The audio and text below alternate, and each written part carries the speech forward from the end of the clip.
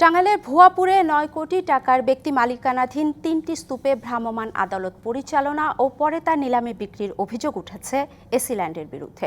ভুক্তভোগীর পরিবারের দাবি, আস্তর বালুকে নিম্নমানের বালু দেখিয়ে ক্ষমতার অপব্যবহার করেছেন ম্যাজিস্ট্রেট। তবে সকল অভিযোগ অস্বীকার করেছেন অভিযুক্ত সেই এসিল্যান্ড। আর তদন্ত সাপেক্ষে ব্যবস্থা নেওয়ার আশ্বাস জেলা প্রশাসকের। টাঙ্গাইলের ভুয়াপুরের পলিশা এলাকায় পাহাড় আকৃতির বিশাল এই ৩টি বালুর স্তূপের মালিক সাবেক ইউপি চেয়ারম্যান ও আওয়ামী লীগ নেতা মাসুদুল হক মাসুদ। দীর্ঘদিন ধরেই বৈধভাবেই বালুর ব্যবসা করে আসছেন বলে দাবি তার পরিবারের। তবে ৫ আগস্টে আওয়ামী সরকারের পতন হলে হত্যা মামলায় জড়িয়ে মাসুদ পলাতক হলে ব্যবসা বন্ধ রাখে তার পরিবার। সিরাজগঞ্জের সরকারি বালুমহল থেকে প্রায় ৯ কোটি টাকা ব্যয়ে কেনা হয়েছিল নির্মাণ কাজে ব্যবহৃত বালু, যেখানে ৬ ও ৭ই জানুয়ারি অভিযান চালায় এসিল্যান্ড।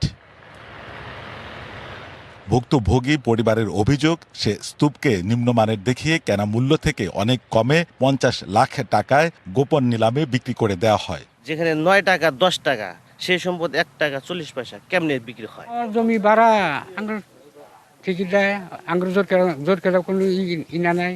অবৈধ কলিকাটা কলিকাটা নোটিশ দেওয়া লাগবো, নোটিশটা আমরা পাই নাই।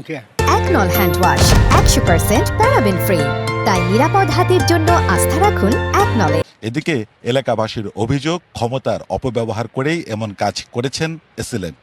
আইন মোতাবেক করতেছে তা তো না, শুধু মাসুদ চেয়ারম্যানের ঘাট, অন্য কোনো বালু তো নিলাম হয় নাই, হচ্ছে না। নিলাম মানি না, এটা আঙ্গুর বৈধ, এটা জমা জমির হুর। মাসুদ চেয়ারম্যানে ভাড়া দিছি, প্রত্যেক ডিসিমাল ১,০০০ টাকা করে আমাকে দেয়। তবে সে অভিযোগ মানতে নারাজ সরকারি এই কর্মকর্তা, জানালেন নিজের অবস্থানের কথা। রাস্তার পাশে দুর্ভোগ সৃষ্টি করে খোলা মাঠে এই বালুটি স্তূপ করে রাখা হয়েছে, যেটি আমলে নিয়ে আমি মোবাইল কোর্ট পরিচালনা করি। যে নিলাম প্রক্রিয়া সংগঠিত হয়েছে সেটি যথাযথভাবে হয়েছে। আর তদন্ত করে ব্যবস্থা গ্রহণের আশ্বাস অতিরিক্ত জেলা প্রশাসকের। তদন্ত সাপেক্ষে তারা আপিল করবে, সেখান থেকে যে সিদ্ধান্ত আসবে তার সিদ্ধান্তটা লোয়ার কোর্টের সিদ্ধান্তটা যথার্থ হয়েছিল কিনা সেটা হায়ার কোর্টে আসার পরে আমরা হয়তো আলোচনা করতে পারবো। ভ্রাম্যমাণ আদালত ও নিলামের রায়ের বিরুদ্ধে প্রতিকার চেয়ে এরই মধ্যে নিম্ন ও উচ্চ আদালতে আবেদন করেছেন ভুক্তভোগীরা।